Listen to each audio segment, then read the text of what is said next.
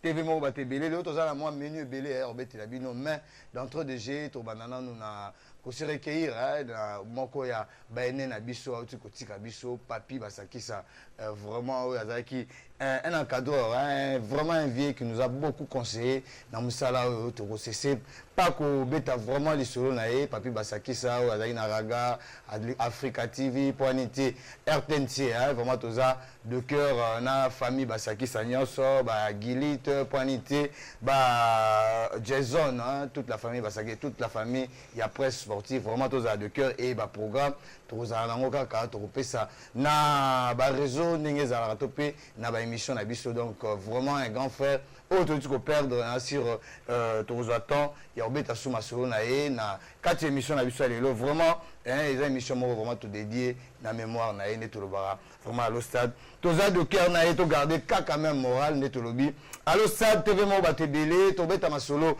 na ba ndeko ya Taijichu lelo to yamba neto la kabino dimanche passé to yamba président ya fédération congolaise on ekambaka oya kamaka fédération wana to meka pe boyeba masolo nini na oyo discipline on a quand allo stade na biso lelo to beta masolo ya ba U23 notamment ndenge ba beta déjà les 14 on a équipe ya Rwanda na cadre éliminatoire oyo eozala na niveau ya Égypte 2019 kaka na lo stade na biso lelo bandeko lisped ba remercier ki topé ba breveta ki ba quelques sportifs topé quelques dirigeants to lukato beta pe masolo nango na lo stade na biso lelo toko beta masolo lina foot na bandeko brigade de mars baza na biso ba komeka pe ko essayer ko pesa biso ba conduite ya kotambola na niveau ya ba stade tokozala na bandeko bomoko mbinza avec judo ba ozala na biso ba beta so pe masolo judo ndenge et se dérouler ndenge etamboli na niveau ya ngale mawana kaka na lo stade na biso lelo to beta masolo ya lina foot to biso son championnat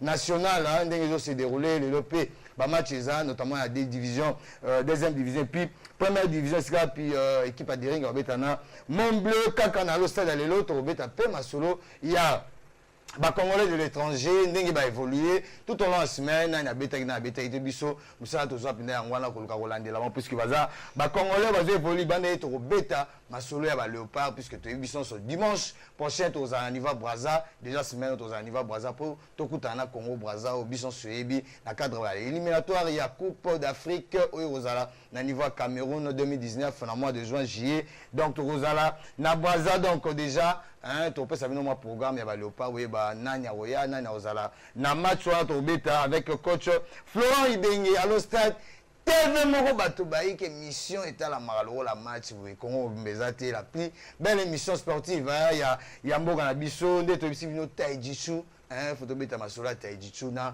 mokambia fédération ana moko ya libota ya Congo to bengara président Eric qui Nambu vraiment le président dynamique au yazana masolo abete ya biso par rapport à discipline na ye to comprendre Taijichu zanini et puis et bandane nini donc bon dimanche déjà bon dimanche na président Eric vraiment un grand sportif bon dimanche vraiment et to bito kabola vraiment d'être déconné tout ça na kati ya ring bon dimanche.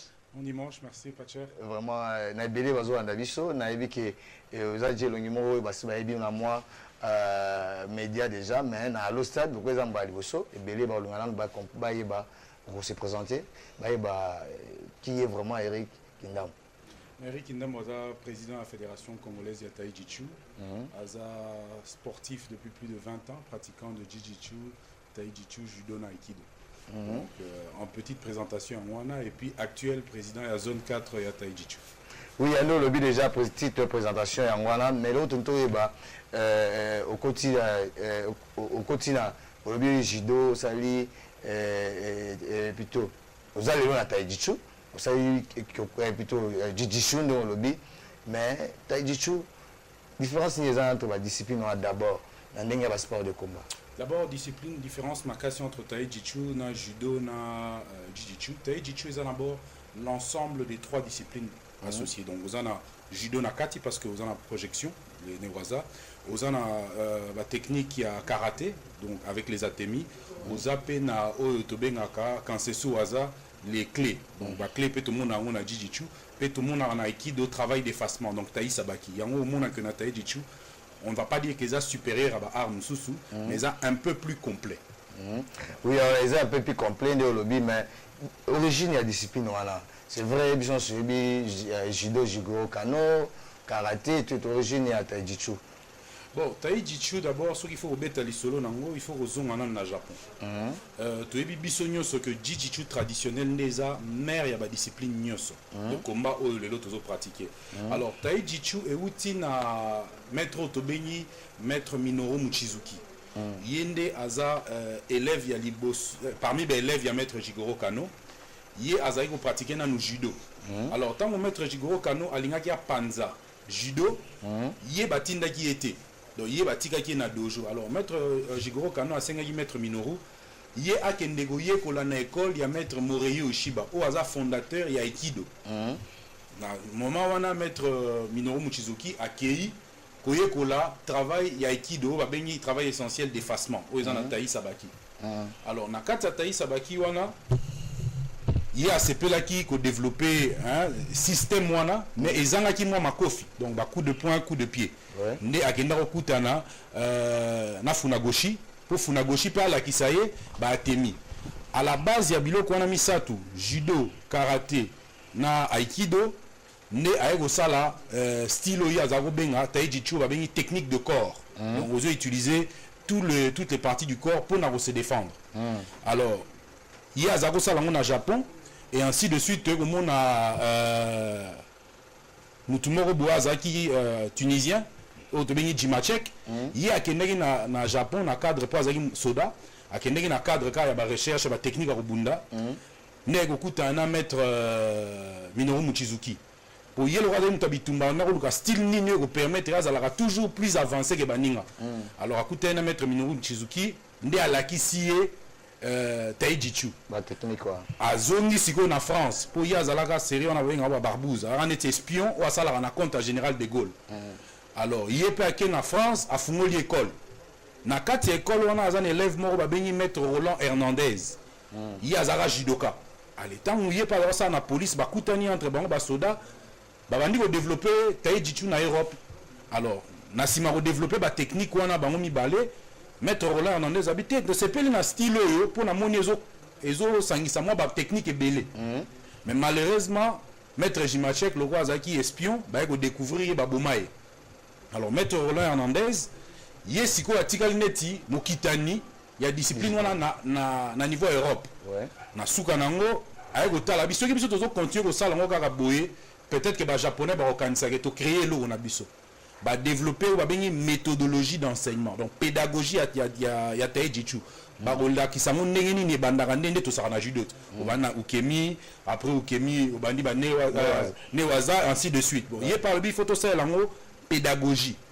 À rédiger pédagogie à kendaki na une quarantaine d'assistants na ye na ba collègue na ye ba keti na Japon ba kenego ça la défense.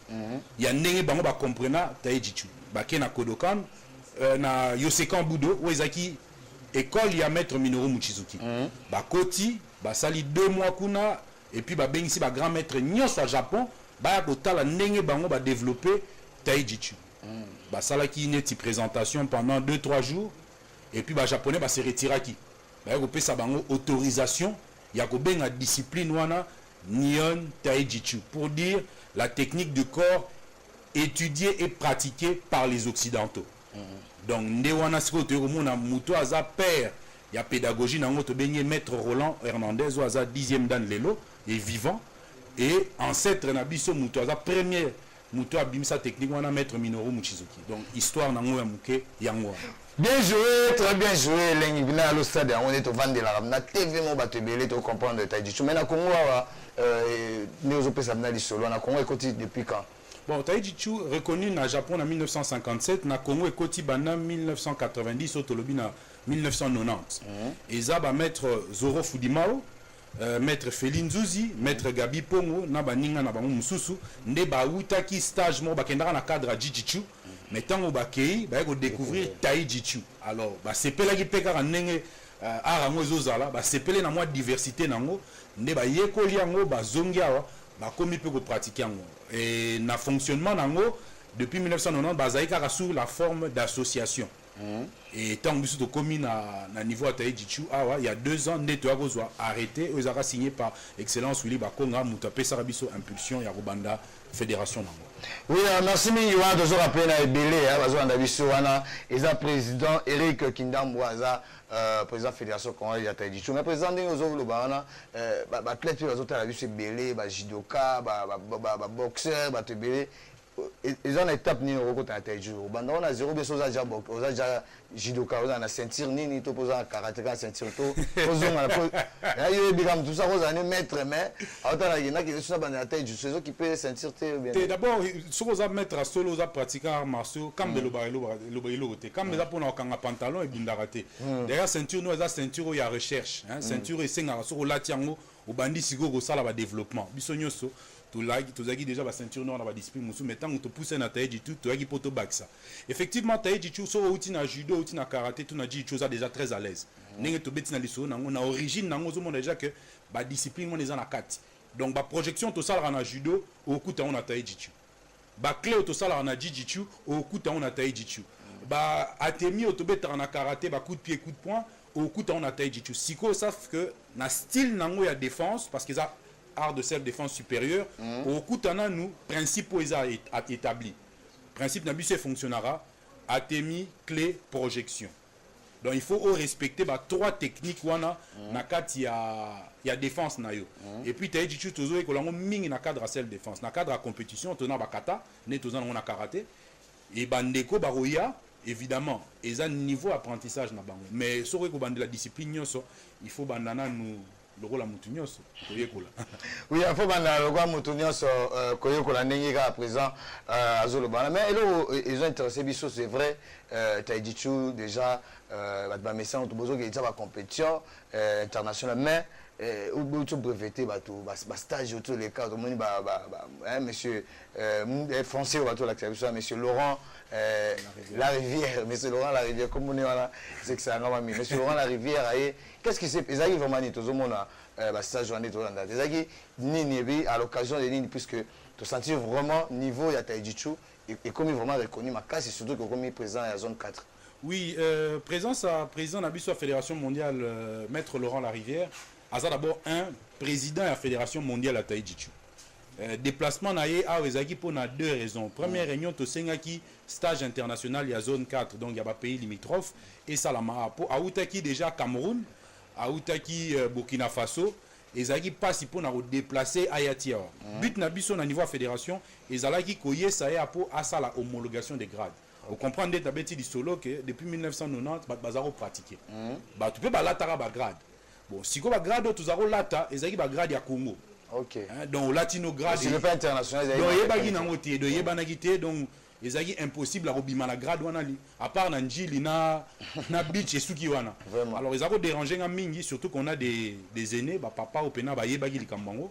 Alors on a ça qui vraiment effort dans la communication dans le président aya pour vérifier le niveau. D'abord est-ce que tous ça la makambo ils ont reconnu mondialement tous ça la ndenge na biso. C'est ça. Yangwana yaki à salipe stage correction ezalaki fo ondima biloko musu tozako sala ezalaki nango pena benango te tala on va kolo discipline kala tala le kolo wa biso ke balamba fufu boité donc faut matikela bateke donc ba salaki pena effort ya rolakisa biso moi ba correctif et puis ya ko homologuer ba grade. Alors na homologation ba grade wana évidemment to on a que ba technique na biso belé ezaki bien surtout que ba base auto utaki nango yango na obeta maboko belé pona ba pratiquant ba discipline sur ba judoka ba karatéka Jichuka, parce que nous avons une bonne base. Minimi bakansa qu'on est mal formé, mais nous avons une bonne base. Parce que partant à base on a un petit salaire que athlète est belé, tant que l'équipe n'a pas épreuve d'examen, satisfaisant qui n'a qualité à technique. Donc ça c'était vraiment quand même un coup de chapeau qu'il faut rendre aux différents maîtres. Il y a dojo, tout ça na bango. Minimi tout le monde a cité, mais zappé quand même na connaissance il y a bien.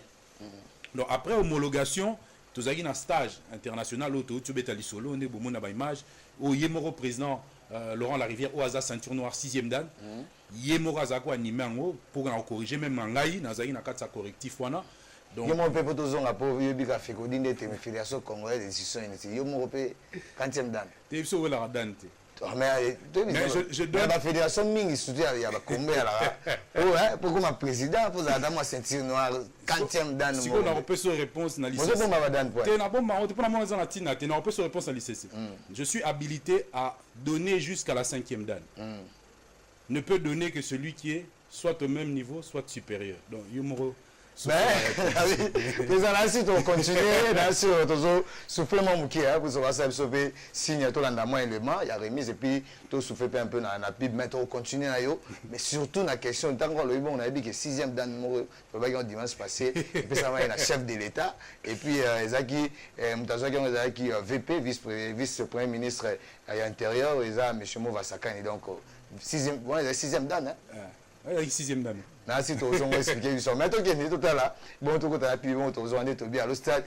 Tu as vu mon bateau baïque, monsieur Talamalwa, Matiboué, comment Mbezate, et tu as la mot, Zabangé Zaba, Karangé Mezabapé, tout l'a dit Koulou, Tala, Yaïki à le stade. Koutou, koutou, ben.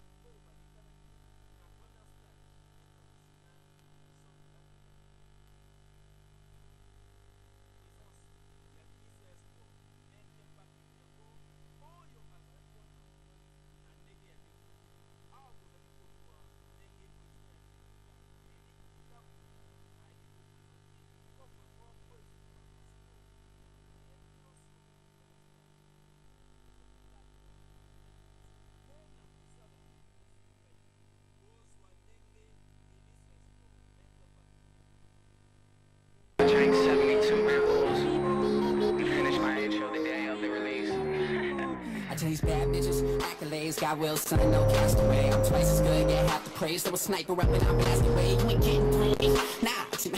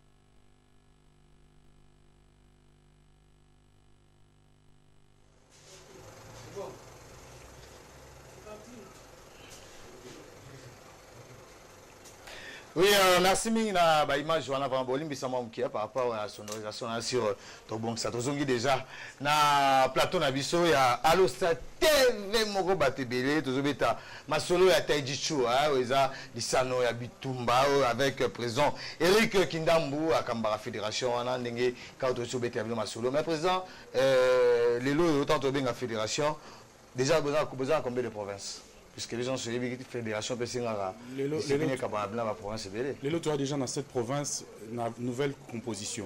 Donc, la composition à Kalaté. Donc, tu as la Congo central, tu as la province à Maniema, tu as la Kwango, tu as l'Équateur. Donc, il y a plusieurs provinces qui ont été mises en place. Et tu as continué. Les lots, dit que moitié du Congo est un pays continent.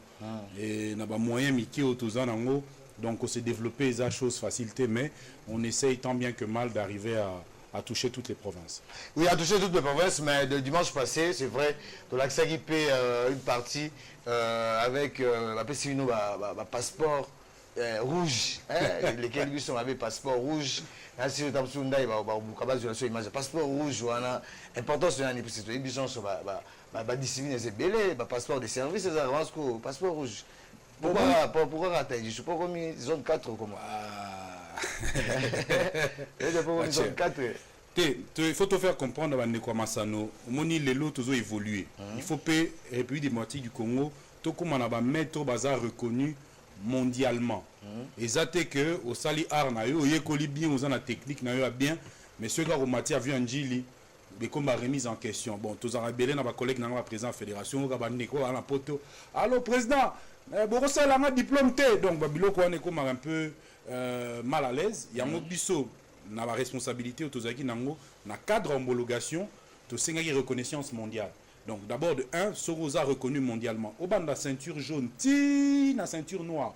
Soro pratiquera la discipline na biso tozo ça la reconnaissance mondiale. Donc au rose à la ceinture jaune na Kinshasa ou évolue au na Algérie grâce à passeport Boudo des années identité sportive na yo. OK. Donc aux autres tambola nango mukile mobimba et ça reconnu mondialement. Donc passeport Boudo dans ce qu'on dit, ils a vide, ils a vierge, on va remplir tout parce que va continuer va comme avant, va remplir déjà c'est comment. D'abord passeport Boudo et qu'ils aura rempli la autorité. Donc ça veut dire soit le président de la Fédération mondiale, soit le président de la zone 4. C'est lui qui gère ces passeports-là. Bon, biso ce qu'on va passer biso na cadre que tout ça président en zone 4 de biso ne toujours gérer ba passeport wana. Ba passeport wana que naranzela morona ba licence. Donc soro zui licence na taï dichu na Fédération mondiale la foot en licence annuelle. Donc footim la moko toute l'année tu es couvert. Donc année prochaine oui, validité à passeport ils a 8 ans. Donc ils ont la progression sportive na yo. Donc au rose à la peut-être na Congo le mois que vous avez ceinture orange, tant au en Algérie, on continue à ceinture orange. Au maître na yo Algérie au tal atali passeport donc historique na yo dit carnet de santé. Vous avez passeport na RDC vous avez wana ou bien wana passeport wana passeport Boudo. Donc eza na marambo etali kaka art martial. Mais il faut un passeport na yo eza passeport ceux qui ont cadre il y a voyage de service au Kenya passeport de service, ceux qui ont voyage ordinaire au Kenya passeport ordinaire, mais wana eza mingi référence na yo dans le monde. OK. Pour bayeba que grado lataka et puis grado lataka et zapé à solo. Il y a mon tobengaki na français homologation. OK. Oui, nous le bien homologation mais ça quantité ni ça pour la zone 4 mobimato pour la RDC là. Stock autozomona na mais ça pour stock est belé. Donc en tant que président de la zone 4, je détiens plus de 5000 passeports mais ezo ya parlo. Donc on a reçu près de 200 passeports. Évidemment, la priorité sera de nos frères congolais qui sont en ordre, donc pratiquants ils sont en ordre pour bénéficier d'un passeport na bango. Oui, passeport bout de ça, ils en a droit, faut foutre en. Faut te ils en a droit, va foutre en, ils en bon. Parce que y a un temps ils foutent, ils ont renseigné ba information de tout le nyonso il y a parcours sportif na yo. Et puis na carte ils en a place, ils ont réservé pour na ba discipline mususo yo pratika. OK. Mais pour na comme ba discipline wana, il faut y en a ba diplôme, y a ba discipline wana. Donc vraiment il y a sportif congolais belé. Donc ce Kembo au moins penza ça la taïdiso ça j'ai à travers passeport wana. À travers passeport wana eza reconnaissance eza ce que yebi on a yebi posa mutamasano. Yebi que ba grade union sur le monde entier est géré par FFK. C'est ça. Donc il y a un neme telo barata ba Japon, bango pe ba kenara kuna na FFK pour ba on est ba structurant. Donc biso ba passeport wana eza doté par la FFK. Donc FFK mouté reconnaître que Fédération mondiale a taïdi tu as un passeport tous ba lo ba pesi biso lo na biso ils ont ba numéro. Donc tant que yo passeport na zone 4 où ils a pas président Eric Ndambu aux yeux ango ngana tindi copie ya numéro na yo. Na Fédération mondiale ba cotisation na système. Donc ceux qui par hasard yo ba yibio passeport na yo muta OK nango ata changer ba combo a falsifier. Tant ba ota la numéro à licence na yo na passeport ba yibige où ils a frappe. Donc vraiment ils ont le ngana zo sepela nango pour li solo to betina yo abadanya ko welela ko discuter et aux alamoi passeport. mi to dikina mikanda quoi. Merci beaucoup wana ndeto beta to mona pas soit ceinture pe ça magi parce que tout le monde peut opesi 6e dan honorifique on doit être aux autres tout na vraiment na éviter yo pesa na ba dan elekio bende voilà fédération internationale de pêche ndingisa ona olati ba ceinture na ya dan elekio te et dan eleki ngate 6e dan elekio te na ba bien na bandeli phrase na nga oko pesa ka grade eza ndenge moko na yo to grade eza na se na yo. On a parenthèse à grade, hein. Yumo soso là. Si vous avez grade à chef de l'État, on a PC. Donc on a fait dans la sincère. Niveau élévation, bah PC est la Fédération mondiale. Au moment où a développement à Taïjichu, Fédération mondiale et tout nagi biso, ça lagi banquette, hein. Vous voyez que on est la ligne fouiller. Abi comment est-ce que na RDC comparé à Cameroun, comparé à Burkina Faso, baza depuis 5 ans. Baza organisé na Fédération mondiale, baza un niveau organisation à Taïjichu à Congo, na sens ni. Bah tout nagi biso ba question, mais et là on ne permettre binobo se développer aussi facilement. Je pense qu'à tout seigneur, tout honneur, et ça grâce à la volonté à chef de l'État, oyo aligné Masano mingi, à s'impliquer mingi na mamutali Masano. Je pense que bisunios to yebi bata Masano que chef de l'État est un pratiquant. Alors Masano. Donc bah éviter on est taliban, mais biso to yebi que c'est un pratiquant ya Masano. To linga peut honorer. Il y a un président de la Fédération mondiale, na rapport sur de Pesaki, bah estima que il fallait tout élever au rang de Miyomoshito, donc non honorifique et 6e dan. Mon Fédération mondiale est là kimono, na ceinture rouge blanc, il y a Fédération mondiale. Donc chef de l'État Mgola Rolinga s'entraîner, boka moité que sera matin à taper à cagner rouge blanc. Les appena nengewan. Oui, président de la Fédération Taïjichu, mais président avant que tout le gâteau Kabouano, mais après le séminaire, après le passeport rouge, programme à la Fédération, programme à l'athlète, il y a une compétition en vue, ou bien un stage en vie par rapport à l'équipe nationale de la Taïjichu. Oui, il y a 2 stages différents, donc il n'y a même pas 2 jours, tout chose information président de la Fédération mondiale. En Algérie, dans un stage, il y a un instructeur. Mon négociation peut être instructeur. Nous avons préparé 2020, la grande compétition mondiale, c'est en 2020. Donc, il fallait un instructeur Nyoso. Il y a Afrique, Bakout en Algérie. On a un instructeur, il y a un majeur. Si comme instructeur, il y a un enfant, Bakout en Afrique du Sud à partir du 22. Donc, on est organisé par la zone 4. Donc, Nazo, Benissa, tous les pays environnants, tout en Afrique du Sud. Zone 4, vous avez combien de pays? 9 pays exactement. Donc, tout en Afrique du Sud, pour améliorer la préparation à Kade Nabiso. Et puis, en avril, là, tous en Assemblée Générale, peut-être que Bandeko va éviter, les RDC et membres et conseil d'administration de la Fédération mondiale, nous avons droit de vote. Il y a une Assemblée Générale qui a prévu en Espagne en avril, au Torokende, parce qu'il y a un poste de responsabilité où il s'est libéré, où il y a développement et discipline. Donc, Torochape Moutoukuna, pour te ligner que RDC et Bandapé Gomata à Gokamba Fédération mondiale. Donc ambition d'abisso à long terme. Oui, ambition à long terme. Il y a un président Torukato Kabana, mais bien vu tournament pour biso de l'andela Massa Bajidora Psingaki. Et vous avez organisé tournament à Jido et Zalaroténine. Bon, tout ça même moral. Donc ça veut dire que arts martiaux et arts martiaux. C'est vrai, dans la président de la fédération, il y a Taïjichu, mais dans la membre d'honneur, il y a la fédération à judo, puis la ligue à judo. Alors, na niveau topé ça qui, na niveau Massano place au Memango, en collaboration na entente à Lukunga, Tolinga qui organisé tournoi à Lukunga.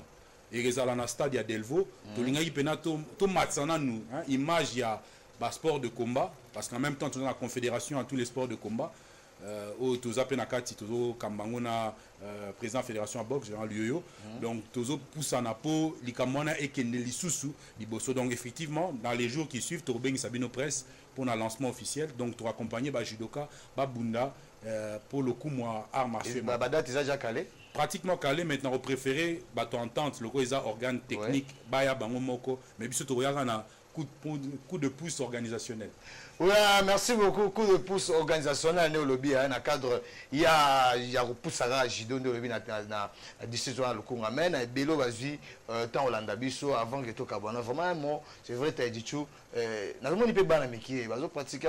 Est-ce que dojo peut faire déjà ou bien dojo Jido, il karaté, il peut pratiquer, tu as dit tout.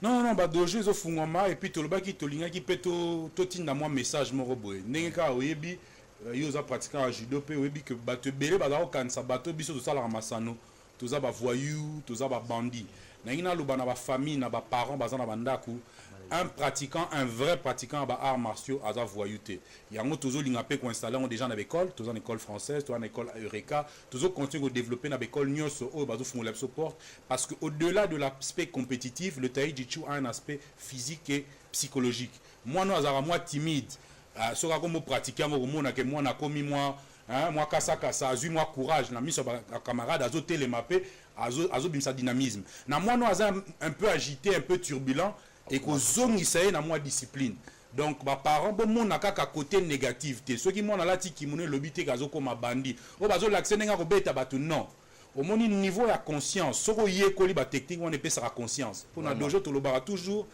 il faut faire la part des choses mesurer toujours la gravité des actes parce que l'état pesa coup blessure volontaire et en mbano nango et puis biso to ba pratiquant ceux qui na sali net ngana de pachera ceux qui ba kuti biso tozo sala entraînement ba lobelo roté mais ceux qui to sala ngona muto sala masanoté en tout cas na banza mibe kwa l'état et na sima na biso donc ba parents bo accompagner bana ba ya ko yekola peu importe la discipline évidemment ngana roté ya mingi tai jichupo nyos faisait un peu na kati mais eza important ba parents ba ya na bana na bango bana basi lelo bozo kanisa ke sport eza kaka sport de combat eza bana mibali faux bon on a na ba image tout ça na bana ba petite fille tout ça na basi ya mikolo parce qu'au-delà de l'aspect compétitif n'engazo loba tout ça peut un aspect défensif tai chi est l'art de self défense supérieure au monde tam ngola na nzela 19h kombo ya rotika ngai na okoka koleka nzela wana te yaka ba l'action to benga ba geste de survie o comme nos ceinture noire c'est pas le but mais okoye bata ndenge ba betata coup de pied ne ba betata moi sasai moi batemi ko sala ke o sauver vie na donc merci de patcher vraiment merci beaucoup voilà vraiment Eric Kindambo président ya Tai Chi na yebi ke tango zo beta masoya ba lukunga boye candidat et bani candidat po biso bata masano ba ina batu so ozaka na masano te ti kabiso bata masano to garder bande na biso to soutenir batu na biso balinga masano candidat. Oui, nada candidat à Lukunga. Bon, ce n'est pas l'endroit approprié. Tu es pour un sport, mais en tout cas, Bandeko, je pense que tu reçois tant. D'abord, la grande famille sportive. Tu reçois tant au Koutana, Poto Lobena Makamwana, tu as la coup de sifflet à Corné Nanga, pour Nato Bandama Soloana. Mais tu as Masola Sport. Merci beaucoup. Bien joué, très bien joué. Merci beaucoup. Vous avez vraiment la tranche invité spécial dans l'histoire de Lelo. Vraiment, monsieur Eric Kindambo, président de Tai Chi Mbokao et à Congo. Vraiment, vous qui avez expliqué sur discipline. Utaginde continue à Congo et les différences ni les ans la discipline sous mais tous attend et au Cabane un élément où régir proposé biso na cadre gaga il y a comprendre tout na ba séminaire où tu ko ça na Italie discipline en Tai Chi ndeto kozonga ndeto bien au stade dans la émission bandi nde siko komeleng kutu be si Abato Robert Eric Kindambo et Laurent Larivière effectivement président de la fédération de Tai Chi de la RDC et le président mondial de la spécialité ont éclairé les chevaliers de la plume et des micros le mercredi 31 octobre 2018. En effet, ce point de presse s'est focalisé autour du fonctionnement de Tai Chi international et surtout du stage international de la RDC. À noter que cette conférence de presse a connu aussi la participation d'autres personnalités de Tai Chi et les pays membres de la zone centrale dont la gestion sera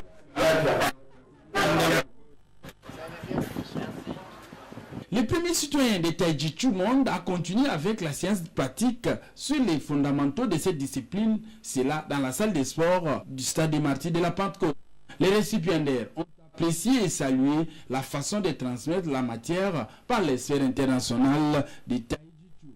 Les uns et les autres ont livré les impressions. Dans la même soirée, de mercredi 31 octobre 2018, au dojo national de la Fécotaille, les séminaristes ont été soumis au test de passation des grades. À huis clos. Les tout se passe sans commentaire. Le jeudi 1er novembre 2018, la signature du protocole d'accord entre la Fédération mondiale de Tai Chi et celle de la RDC.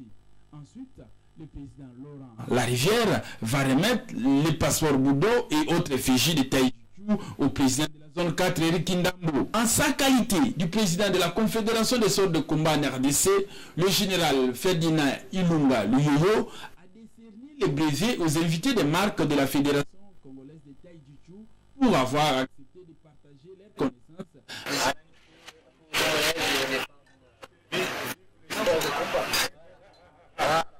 Les présidents de la Fédération mondiale de Taï Chi Chu et sa suite ont visité quelques acteurs de Kinshasa. Profitant de cette occasion, ils ont acheté quelques cadeaux, dont de la Fédération congolaise de Taï Chi Chu.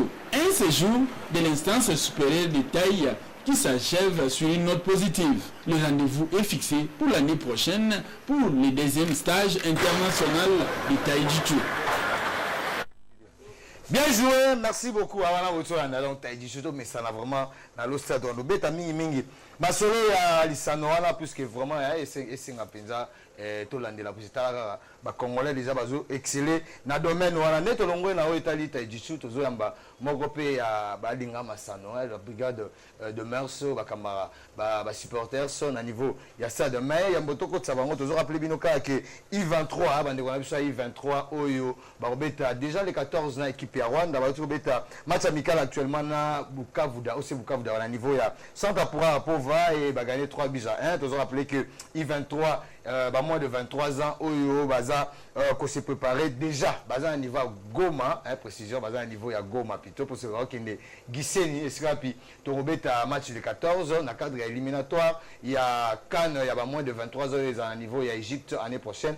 Et donc on a listé déjà que tout Glody Likonza il t'a qui première bi et Alidor Kaim Bazan équipe wana il pas marqué qui tout déjà la prom sous super la professionnel était cool mbombo avec club il peut déjà à rejoindre le groupe pour être Edo Kaimbe il pas zawana ba Mika Miché ba pro Nelson Balonga bangonyo so bazana bazana niveau ya Goma et puis déjà lundi ba kota Giseni escape to beta match les 14, hein, si sauf imprévu, les 14 matchs aller, puis dans une semaine, retour, ils ont un niveau de qualification. Nous sommes représentés na niveau, il y a Égypte. Bon, on a déjà, sur ça, je signe, on a Mbala, vraiment, Toyamba, Brigade de Mers, Blaise Aqualis. Vraiment, bon dimanche. Bon dimanche. Bon dimanche. Non. Et puis, qui est TV Moro Batebele, partout, hein, des bases d'Abisso. Boni babi motion spéciale de brigade de Mers et Libiso la dimanche na biso lelo na Hôtel Masala. OK, en tout cas bon dimanche na bazo so ba landa biso. Motion spéciale vraiment eza tout le belaka ka makano so to mesana ko lobelela ya ba supporter c'est na biso vraiment toyeli vraiment bango to moni ba komi na ma des autres komi mo ebelé na stade vraiment ya ngwana moment de ko dépatcher toyeli vraiment ma quand même to benda bango mato vraiment to bato zo na mulongoti. Il faut toujours avoir un moulon, tout le monde mbutu comme trop dans le stade. Il y a un biso brigade de Mers. Ah, tu es sur le Makambote que Vita Imana Mazembete, ah, oui, brigade de Mers. Brigade de Mers, c'est Sangisa Biso, sur tous les corps. Tous à la Hawana, tous à la Rade, tous à la capitaine Kanza. Non, ça est bien mal à l'aise, c'était une manière. Mais ce qu'on a un symbole, la brigade de Mers au du matin. Vraiment, il y a un autre ça. Oui, vraiment, merci, mais Blaise Aqualis. Non, non, on n'avait pas un brigade de mer, c'est vrai, mais sur terrain, c'est vrai. Mais sur terrain, Mikolo habite tout le monde dans le stade, Bamba, Massou, Bezongi, encadré avec l'équipe sur mais vraiment, le ministre n'est pas puisque actuellement, vous avez un ministre qui est à côté de la stade, donc, mais c'est ça, soutien même la tribune. Boni brigade de Mers. Tolalité de Patcher, Oebi Waneza Moussala, to Sassinia, Tolobaki, plus rien ne sera comme avant. Tout doit changer et tout va changer. Alors, il y a un toé Lelo, Kobeta Masolo, Nayo, pour ça rappeler la bouche autorisée, et ça TV Moko, mais Bate Belé, tu qu'à travers l'émission Nayo, toucher ma couche Nyoso pour que nous Nyoso soit dans mon longo. Dans ce dernier temps, au monde a que gradé un stade comme vide, vraiment. Sur stade, insanité comme belé dans le football, non seulement football, mais la discipline. Alors, Tolingi, que en tout cas, Mers vraiment en échanger. Échanger, comme on a bien pour que l'ambiance saison dans le stade, tu vivre sous le bâton, tu vas vivre dans le temps. Oui, il y a d'autres bâtons qui vivre dans le temps, Blaise dans le zone, là, c'est vrai.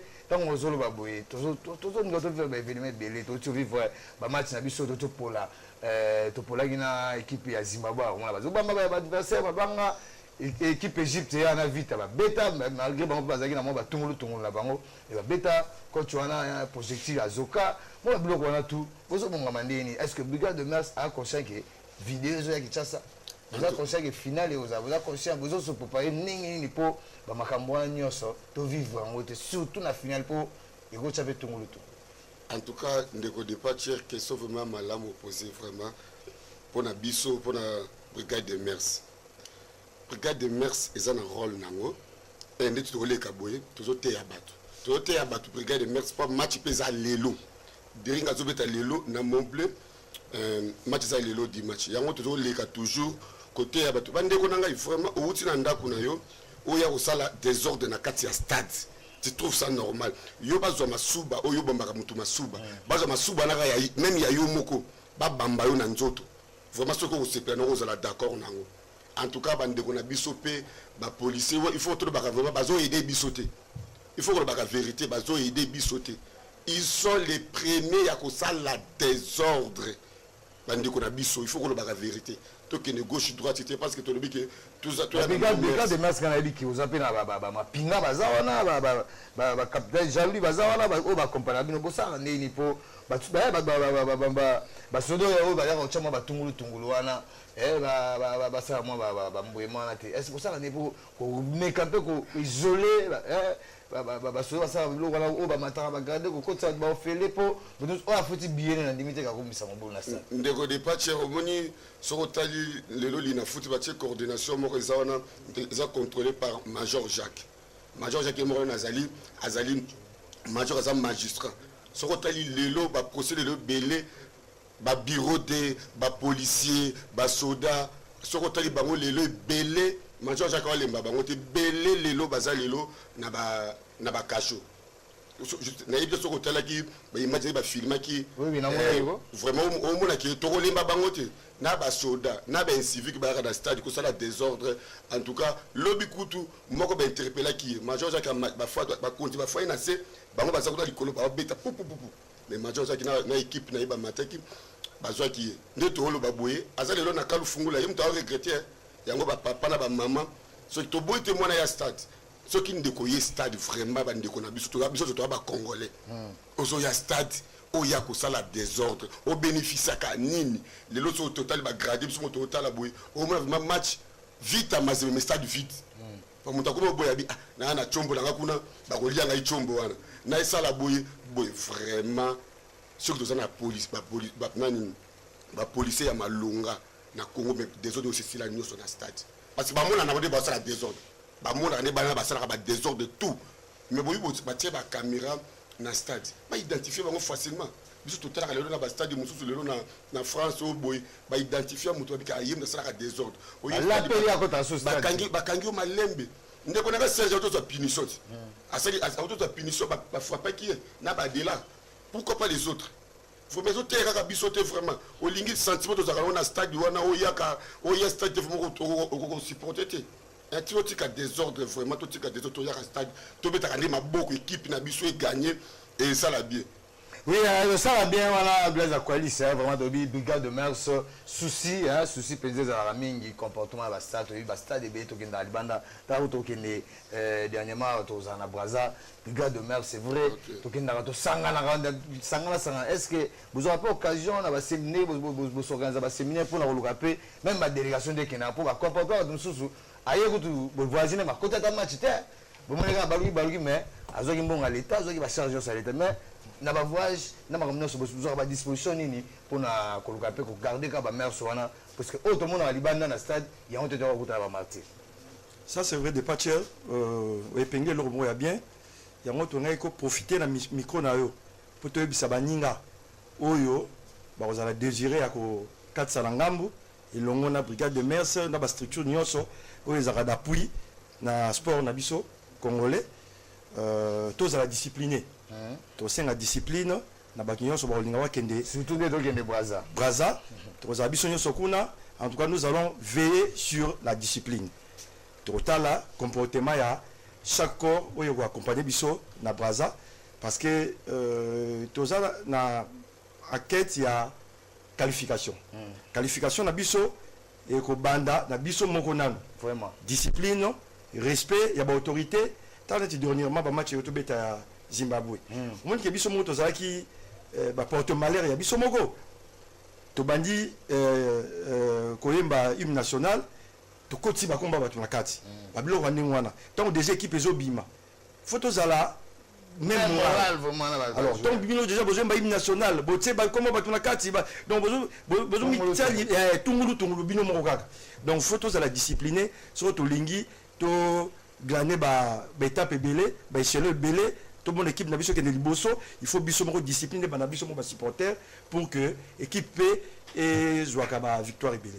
Oui, l'équipe a victoire belé ndenge olobi wana ndeko nono, c'est vrai déjà l'ina foot et c'est bandaki te biso sopé que avec club bientôt à beta finale mais pour la continuité avec to kabana bino na sito kababino na lobana pour la continuité ya l'ina foot ebi que l'ina foot de to ba bina wa nguvu amali José Soukou moko ibatiki yo nanu virage bandité wezala ke pesi mwamba boy na bandité héros déjà notre zana moment c'est vrai l'équipe ils ont mécana nanu l'ilobani rolo ba c'est continuité la championnat pour se soucier de championnat s'il a bien escatanaté par rapport à désordre de l'ilobani rolo ba surtout na public au stade pour bino le gars de merci il y a beaucoup plus comportement dans le stade.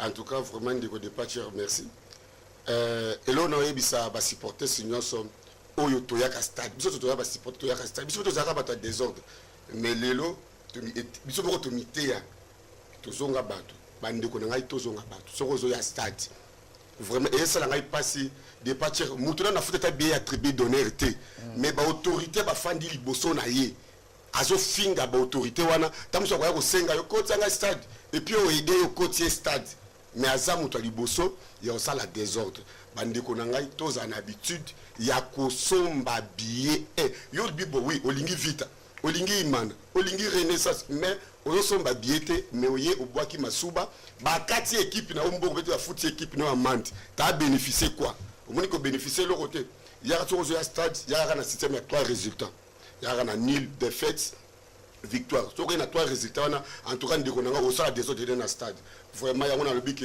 tous en habitude ya osoma ka billet tout le monde a battu billet bazo na stade façon ba billet comme tu somi billet na osala à l'aise soko te les plupart batu basala ka désordre dans stade des patchers ce sont batro basomba ka billet te yango vous mettez ça la biso passer na makambo wana. Merci beaucoup, vraiment là sur Tokaboy non non, moi maman te ça bien dimanche. Oui non non et puis le soir on a donné. Oui, dans ça mon ami propre personnel Bob Moulenga. Apprécié Mbote mi ba bon dimanche. Oui OK. Merci nga vraiment na pesi bala nyoso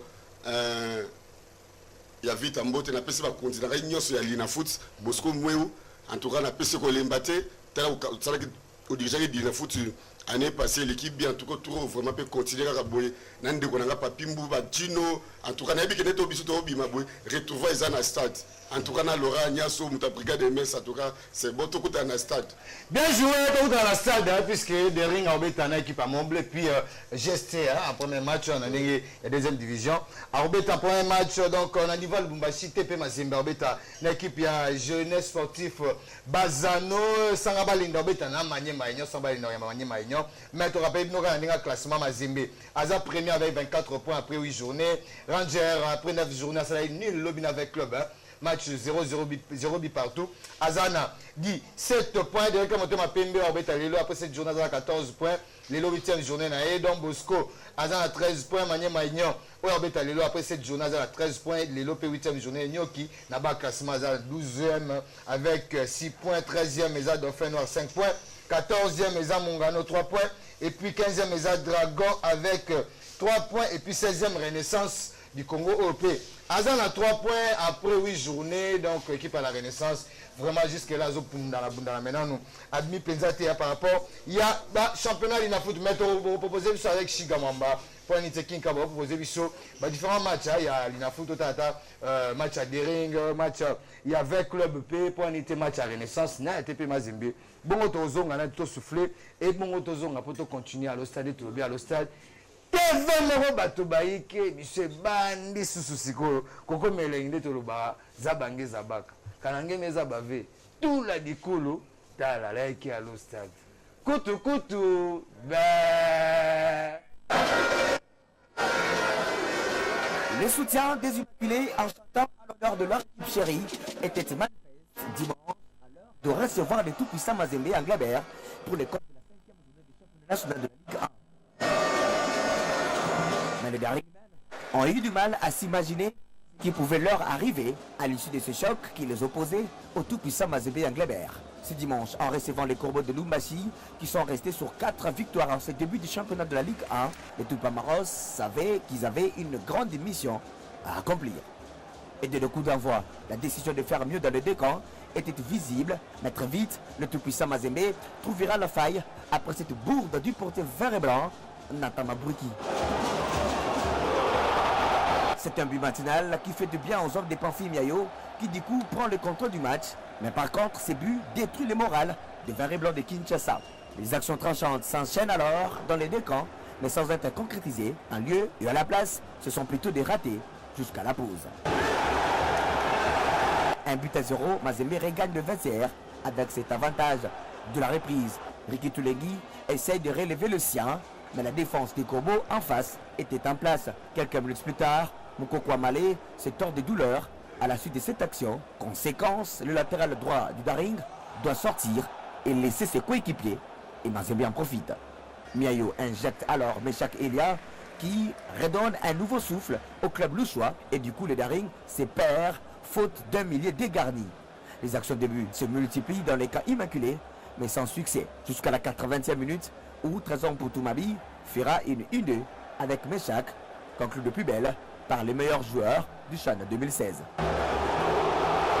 Tobias Zoro, Mazembe, maître sur le terrain durant toute cette deuxième période, confirme alors sa suprématie tactique sur les Immaculés. Voilà qui justifie même ses troisième buts, signé une fois de plus. Il est à Meshak.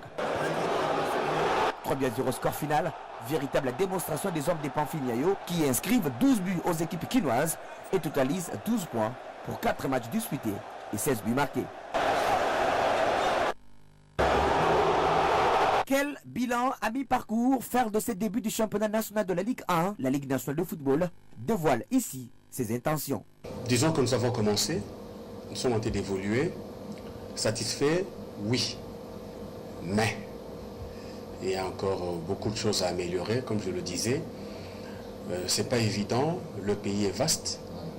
Nous avons des moyens très maigres. N'oubliez pas que nous sommes en train d'organiser la Ligue 1, la Ligue 2. Et donc, tout le week-end, les matchs se jouent dans presque toutes les villes de la République. Et il faut déplacer pour autant les arbitres. C'est vraiment de la mer à boire, d'autant que les moyens sont vraiment limités. Satisfait de la manière dont la 24e édition du championnat national se déroule, mais il y a encore des soucis, des graves d'ailleurs, tels que le déplacement des équipes et des officiels sur les lieux de rencontre. Et pour ce faire, Bosco Mourou, président de la Linafoot, sollicite une fois de plus l'oreille attentive de l'État congolais. La seule possibilité, c'est que déjà, nous remplissons avec notre sponsor. Nous allons, je crois, finaliser le dossier pour qu'il nous vienne encore en aide et que nous lui présentions effectivement le cas dans lequel nous nous trouvons. C'est une partie, mais ce ne serait pas suffisant.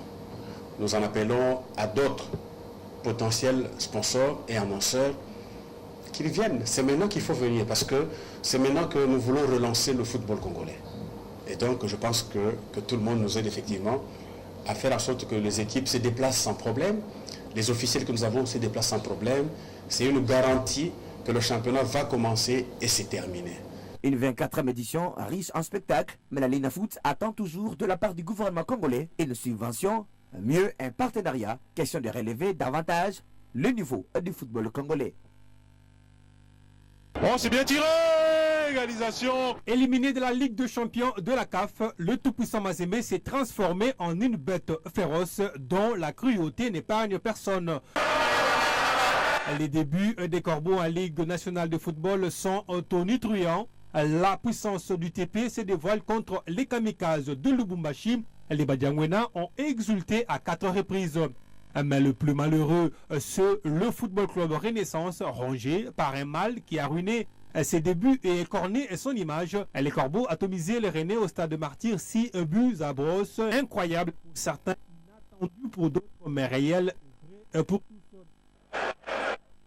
Kinshasa, le TP Mazembe a dompté les académiciens de Rangers avec une note finale de 3 buts à 0.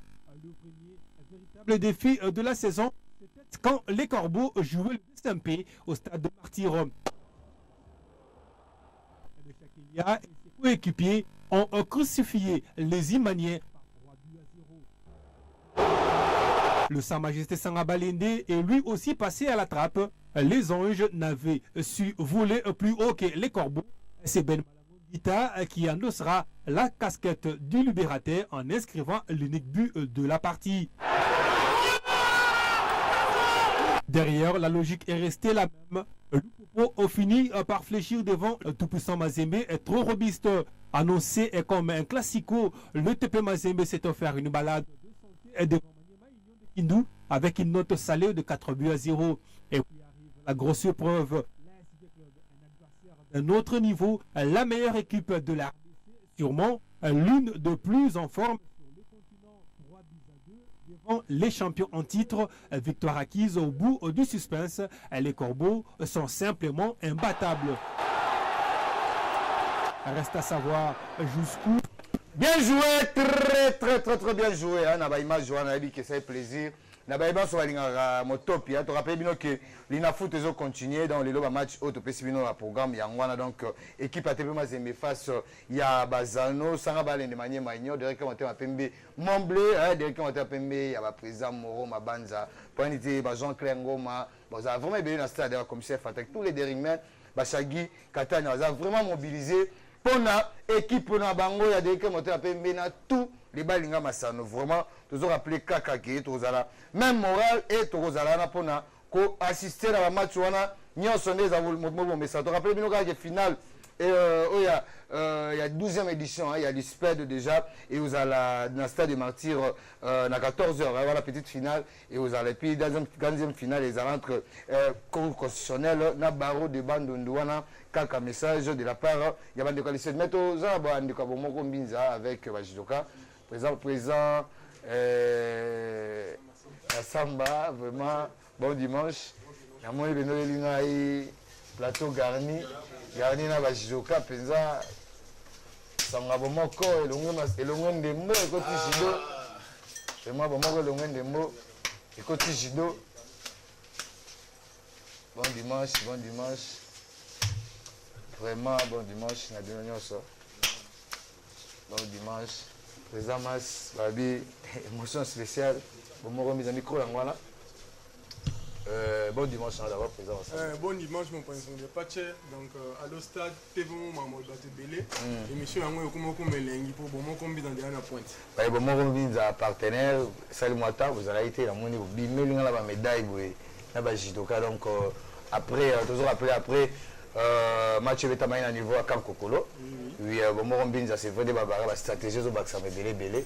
Les gens ont mention spéciale dans le monde qui les gars pas battre babi télévision à radio les gars pour topé sa image topé sa sango bato na ndako bayo rapport à le stade TV mon bato belé oza Jido Club Saint-Adrien donc champion à Kin Centre ba maître en oyo ba maître à balabala te ba maître reconnu na tatami donc bazo bunda bazo koya donc champion à Kin Centre to le kina ba pour topé sa sango ki bon ko minda sima ba Jido ka donc to kuma na kutu be pour t'expliquer parce que bon comme il y a football té ils a judo ils a tennis ils a monté au sala bien na goût et bon comme ils ont tout l'équipe na judoka on va payer ça bon ba yebi to payer ça sango pour Judo Club Saint-Adrien champion à Kin Centre le bébé les até oui champion à Kin Centre le bien le bébé les até mais ndeko ils a mieux opposé à équipe na on pembeni oui mo bando aussi présenter puisque ils a bien ça va quand même ba champion on a plateau ils ont nani puisque na dit que déjà basi ba quoi kuna niveau Kin Centre.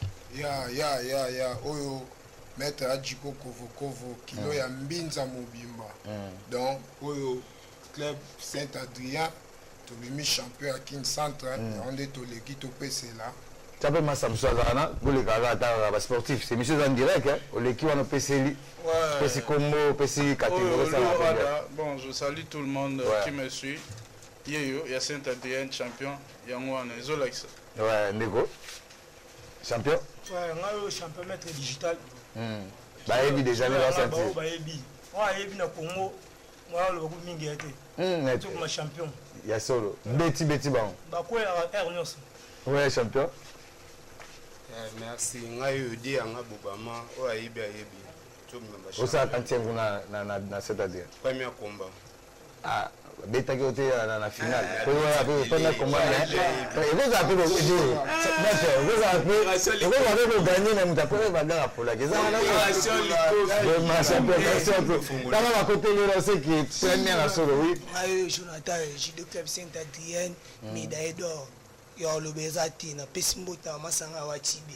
Kitoko. Donc Mpanzi vous mettre présenter il s'est présenté merci beaucoup pour la Merci beaucoup pour la présentation. On va intervenir car on est au Tcholo Belabiso au Seigneur Tchule. Ouais, baby Congo mobimba baby. Donc muta simbi masola judo. Eza yeyo Seigneur Tchule na une équipe mobile ba obenga opération likofi.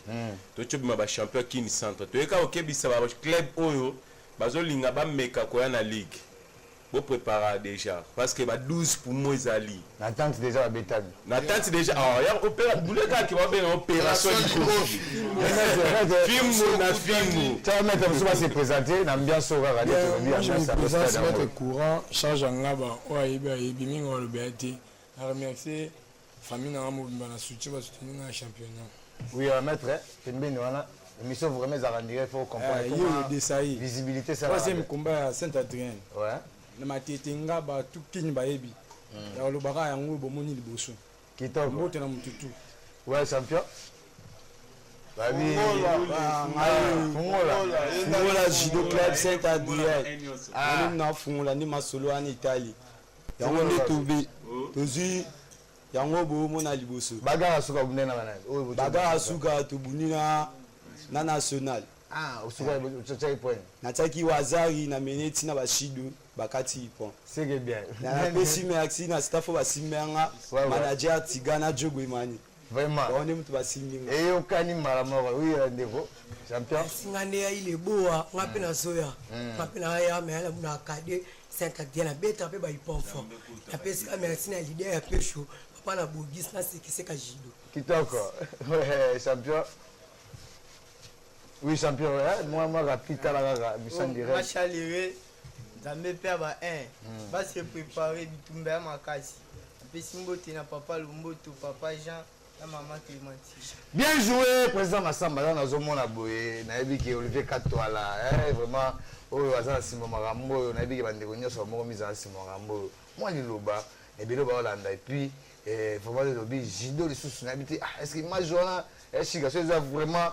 Et comme il a prêt image voilà ça bien tous les sons ça n'a bien à niveau il y a ngalé mané to bi 15 centre déjà tombé moi loba le besoin moi qui moni mon pension de patch maintenant tembe à quoi qui na première tournée ba mettre judo ba loba aux abonnements combine ça sur terrain judo club Saint-Adrien le mon président Olivier Katola passe aux alliés Eric Katola bon mon combine là donc bon mon combine ça si mama ça na judo mettre du quoi et bien mettre Ada Chaleur et bien mettre courant donc bisotoyer bon mon combine là on to kuma sur la judo ba champion so bango ba simana ngai do mo combine to zana pour nous accompagner mutu to ça musane bien oza champion en judo oza champion à balle oza champion à boxe donc to zali simana bino donc en passant maître Mandomba na mbinzo yebi maître C17 maître 120 ya bino en oyo mon corno masamba pesi bino ba kibino oza ba maître ya rangle donc bon combine simana bino oui à moment aussi minza simande to bi partenaire officiel bientôt pe grande marche président Massamba mono au Mélinong ngenga grande marche bon mon combinza la été kala minute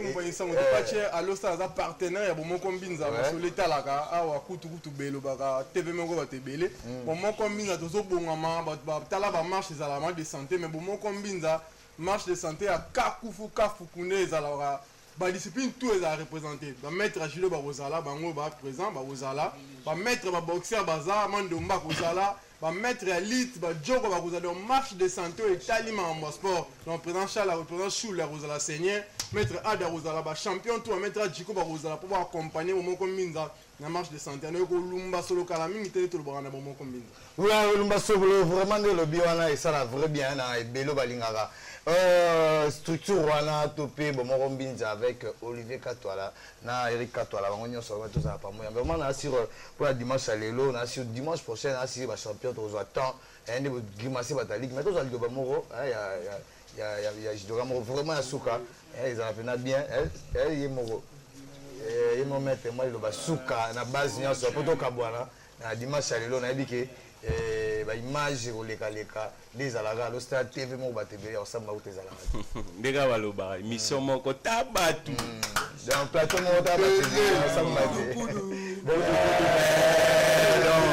toende topreke bisabino boke bana ligue oyo da Judo Club Saint-Adrien banzambe amwamba mobimba pourquoi pas Kinshasa bato basiminde sans oublier no pesaka bambote belé na président Charles Mbutambutu kilo yangaba na présent ba pété maître Chaleur Mushindi buna famille na ngai ma sœur j'aime trop na nwe kanko perpétine dozina Nathalie Mbondi président Augustin Chimina d'être 12 étoiles on charge à moi charge merci beaucoup voilà maître Neto Lobi vraiment na ebelo andi biso na sur na niveau régie proposer biso une image vraiment na sur les cas toujours rappelé avec Bandeko il y a bon moko mbinza autoto za na bango mais président Basamba un dernier mot sur parce que elle singa que fallait après Bandeko kako ba bien suka kana kako ba match wana to kita susu to ba match suika après lingwala suika kokolo après lingwala ndeto baka bon moko mbinza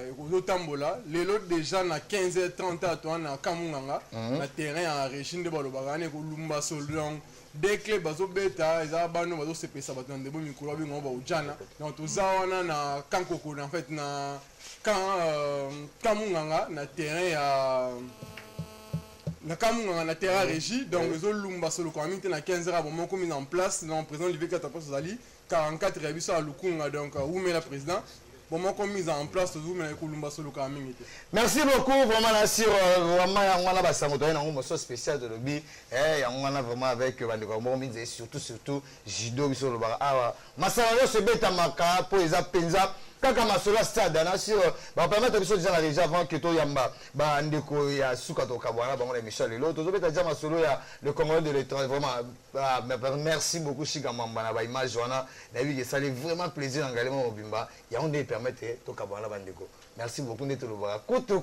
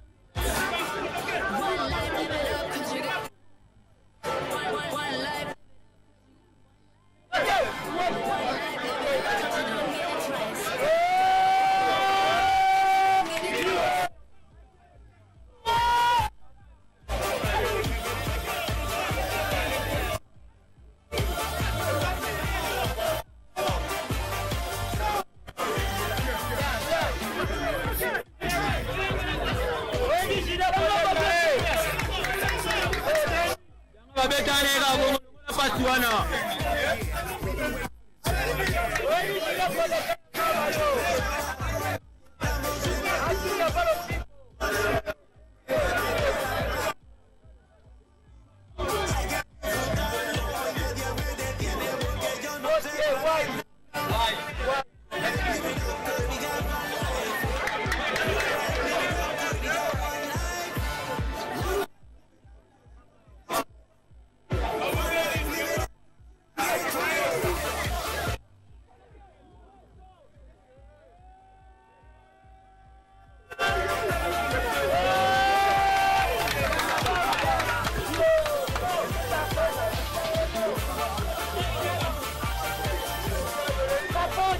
bien joué, très bien joué. Nega Kawoti Olanda wana ba jijoka avec bandeko moko minza jijoka cet Adrien. Deux hommes na même morale avant que tout le monde va solo payer à 4 points à Fondation Fils Peto.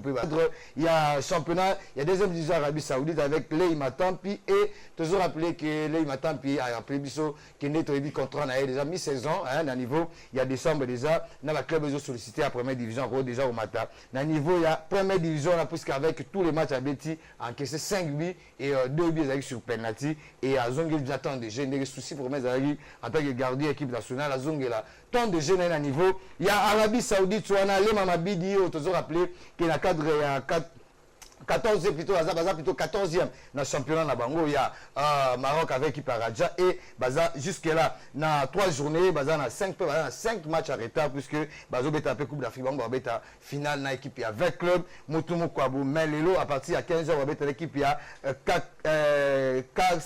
KCM dans le cadre du championnat. Il y a et à Maroc toujours voilà les Mamabidi Rossi Luba qui na Hongrie na équipe ya Uzbest basala qui 4-1 na équipe ya Kisvardop et toujours rappelé que basa 5e avec 22 points na championnat après 13 journées voilà ba congolais ne bazo évoluer ndenge ba évoluer na niveau ya Libanda et puis ils sont sur liste des jeux bimaki avec Gardien Kalamai Tony Mosi Matampi côté ba gardien ba défenseur Fabrice Tsakala sans oublier Blodingonda Marcel Tisserand Djouma Chabani avec club, Oyo, toujours rappelé qu'il y avait club déjà, les Lazo 4 Sadjan à Braza pour préparer déjà match.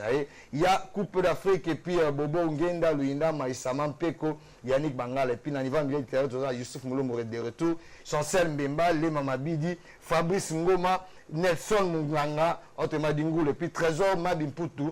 De retour et puis Yannick Bolassier, Nabataka, Jonathan Bolingi, Gaël Kakuta, Firmin Mobel, Meshak Elia, sans oublier Makoussou Jacques et puis Cédric Bakambo, Poto Kabouana Bino, Lelo de Baito, Yamandika Fils, Peto Fondation et puis Bakachero, Tozana Bazan, moi, plutôt Balabi Bazan, mention spécial, un message très capital, Tozana besoin, en gros, on est tout le bas, vraiment, Tozana, le secrétaire. Général, il y a la Fondation Fils Peto, il y a un panjo, Bakachar Nabi qui est aux arts, même moral panjo, vraiment, vraiment, tout ça, Bakachar, puis la mention spéciale des arts, éviter ton bandana gauche, mais ton bandana, nous, dans la droite, c'est pour la monnaie, vous avez vraiment, ébélé à ton bandana droite, on s'est présenté. Nous avons maître Dombaga, président, il y a 4 clubs haute puissance. Oui, on a permis. Donc pour ça là haute puissance. Oui, ndeko. Nga komona nga mettre Panther charge à Mimbele commune alimentaire. Oui, yo paye Katia. Nga paye Katia. Haute tension, haute puissance. Haute puissance. Ah, vraiment la monnaie m'a besoin mais champion. Nga ebi na to keka maman li solo nga fato se masura fils Peto. Nga ebi na haute tension. Ouais, ça va. Moi mingi don na ndema na l'équipe donc moni makamba catch. Somo Hollandais et en que liboso zaki vraiment na sérieuxité donc catch ma donc le col a installé ba comité sika na pesi non merci belé na présidente na biso ya fédération maman Fatouma la dame la chargée à marché de la liberté na président na biso ya sika ligue président Bopili donc hors de côte na catch on ben Nathalie azaki pe sika mo bezaki man na ordre té bébé qui n'arrive dans haute tension c'est comme na mibendi donc la tracé chez moi qui tourne na 4 clubs haute puissance. Ah, 4 clubs haute puissance sur basola ou beta peneze belé par rapport à 4 mètres aux on appelle en panzo puisque ba événement makasi pe salama ina wetali pe ba 4 wana niveau ya boom avec la fondation Fils Peto Peto toujours na sur aussi va proposer quelques images à cacher. Mais bon dimanche, secrétaire général de la Fondation Fils Peto. Ouais, bon dimanche de Patcher en Pandissa. La présentation officielle de Makambo, il y a Fondation, Bakache, Jido, Makambutu, mobilisation vraiment jeunesse. Il y a boum, il y a une ébullition dimanche passé. Vraiment, dimanche passé, Zalaki, présentation officielle, il y a Fondation Nabiso, le Fils Peto, et Zalaki vraiment Makambo Belé. Donc, jeunesse, Zalaki motivé, pas maté, tout le monde qui est président Nabiso, le Fils Peto, Nenga, Lingaraka, sportif, tu organisé qui va combat catch, au besoin de Bililiwana, va catcher soit Bumbu, Babunaki, et puis Zalaki n'a pas remise, il y a Babache et pas il y a athlète Nabiso, Judoka, le club Nyos, ils ont 4 Bumbu, 32 clubs, ils ont 4 Bumbu, Judo, tu peux ça qui bango. bâche na bango et puis avec certains équipements pour que permettre bango ba bandenge nini ba ki ko sala musala na mona brevet wana brevet président zo tombola wana ils appellent ba prix ou bien brevet ba pesa ki vraiment wana obomoni ezali brevet de mérite bakatier ou soit ba sportif nyonso ya commune na Bumbu basangana ki balobi non président le fils Peto azo sala musala malamu na 4 millions na e yango moni ba pesa ki brevet à mérite et puis nga lobi que fils Peto azo mérité ko za brevet wana parce que azana pena pour l'encadrement à jeunesse yango jeunesse nyonso tout na simanae pour que tu banen to kotombo la fondation na biso Kennedy Liboso. Oui, expliquez sur la fondation fils Peto activité niveau ça plus tout le monde qui dernièrement ça il donne ya ba vareuse na ba différentes équipes aux na niveau bombo wana et puis le lot et dimanche passé qui présentation officielle ba catch sur ces bundami na moni ba athlète donc base ya bino mingi catch sport union surtout nini pour dans banda baleza na ngoma makamyo sur à travers fondation vraiment biso na katsa fondation les fils Peto tozawana pour encadrer ba jeune to lobi bien za fondation donc fondation la biso objectif ezali lutte contre la pauvreté et puis kosunga ba jeune na biso ba ndenge nini ba roki kozala na valeur kati ya Congo na biso yango mo to lobi que non faut encadrer ba jeune sportif nyonso enfin que ba ndenge nini ba roki kozala vraiment kimia batika kuluna balanda o nyonso ya malamu fondation memeli bango. Oui, on est le bio nyonso ya malamu fondation mais on assure chika au permettre biso so moi exact landa moi extrait wana moi liloba vraiment on assure vraiment on assure au permettre biso peut-être vraiment prochainement to landa moi extrait wana mais ndeko bakatier avant que tous le dernier mot ya ndeko fondation puis c'est vraiment to tambola pena na lobango altar plateau moko batebele et au samba la mutiate champion moi message na bato nyonso balinga ibino o babi ke bosel lelo haute puissance moi message na surtout banda kuna to suki pa na to banda et pas ne pousse la pa na micro moi message c'est capital comment brièvement merci mon président ouais ils a déterminé gol technicien c'est mi moamba mobima l'espoir de moamba ouais voilà c'est comme ça ba massa ou ba travailler te ba catcher bo travailler te makambo ya ko changer mama fata zuma comme na ba degré moko bo so mo ki to mo le kana ba télé bokeba soko travailler ka te o sala makala sala makala na yo tika catch ngam na oloba parce que nzoto mona kolanda boga elongi otea catch za ko sakate ba vitesse ya ko lobela te ba vitesse za ba massa bo soko bo sito kuteno na rig okeni mama yemo ezali ko bosser. Oui, à championnat sur to beta maso sur dimanche prochain pour la dimanche c'est le to kabo pas to kabo ni te sili bon la voilà c'est pesa ka bon dimanche ba vraiment to combien ça le bango déjà minute aussi là papa wa sala ke Micol bazala vivre Charles Mutamutu mufuluka ngaba sans oublier président Bodaka Bunje wa sala ke elite platform terrestre Vanda ba tête va bima ba championnat ka ngaba. Merci beaucoup. Merci beaucoup Windeko. Moi dernier mot président na bele balandio. O ezaka mettre Panther ba charge na mombele. Message na nga ezaka moko ke ba catcher o tout ba vana ba palin ba travailler sur te ba tiko tama komba ki catcher. Tu na kanda donc to ça recyclage ya ba mettre ba catcher. O to ebi ka travailler ata tika. Pe ba o ba ebi ka ba sala ba catch ya simanda ko ba tika poto bandida ko kanga. To na charge ya ko beta ya ko lakisa bango. Merci. Qu'est-ce que catch? Bon ba mote na nga ezaka mingi na base na nga base gazo na mombele to pesi merci mingi na papa moko azosunga biso papa Banga Jérôme na commune à Limité aza député provincial numéro 48 so te soutenir ye asunga biso ta kenda sunga. Merci beaucoup Ndeko. Ouais, merci Belé on a mis ça très important ezali le 15 décembre 4 clubs haute puissance et ça va sortir officiel. Donc na ndenge ezali wana na Angola basengi babunda na biso. Donc DTCAS donc makambo ya ngwanda ezada na mesa présent bopili sans oublier montant ngaliema Léonard na Changu 628 donc merci beaucoup Ahmed Maître si c'était possible c'est ça les place adresse bon je t'appelle faut connaître la fédération ne peut pas passer sur place parce que là gala comme maman ils a ma castro. Kitoko, merci beaucoup à la Katia, vraiment on assure Tokabo Loba et pas de la fédération et puis toute la fondation. Un dernier mot na tous les jeunesse à Bumbu. Ok, merci Mopandi Sango du Patcher. Dernier mot, j'invite toute la jeunesse qui a commis à Bumbu, boya ko s'adhérer na fondation le Fils Peto. Oyo adresse Zouame na avenue Ngeba na Sine Ding. On a référence na biso ya place Robungate. Et pour d'autres informations, boyiko ben abiso na numéro 081 376 46 00. Na bengi ba jeune nuance soit commune à Bumbu boya parce que fondation le Fils Peto azana pour l'encadrement jeunesse et puis tout ça na centre du professionnel à métier. Boya boya musala pour que vous allez utile na carte société.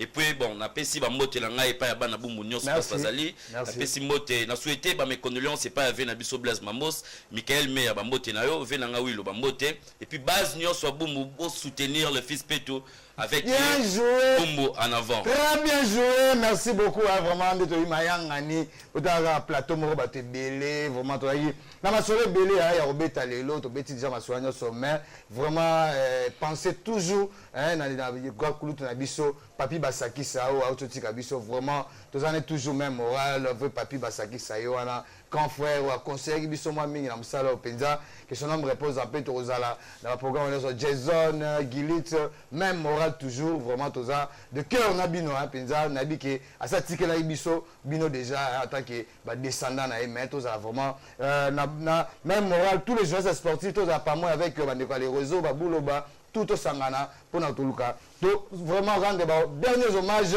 na papi basakisa au vraiment azaki mokambi to pe grand conseiller na ba journaliste jeune union sur sport. Merci mingi shika mwamba pour ma wambi tirinya mokepa mabo miko kona to komi pratiquement na suka émission soki okuta biso na katikati ya yeba kito beti mama sole belé to ya na bandeko ya Taijichua avec présent Eric Kindambo ya mekepe ko beta masolo ya discipline na eka na losa na biso le to beta mino masolo ya lina futo ya bande ko brigade de merso ma mekepe ko pesa conseil mingi na o Italie masolo ya stade tozo rappeler pe kaka losa na biso le to bisi mino ke directeur monter à Pembe oyo akobeta déjà ba préliminaire na e oyo bani déjà avec équipe ya plutôt ya Fatima hein ya Centrafrique et Pinyoki abeta na Alali ya Sandi ya Soudan wana déjà là le 27 et 28 novembre et puis tout le 5 décembre dans la cadre de la préliminaire il y a qu'à faire pour la directeur moteur à PMP puis c'est Kalami Itara dans 15h30 en bêta na équipe il y a Montbleu à l'Ostade TV mon bateau belé te rappeler que installation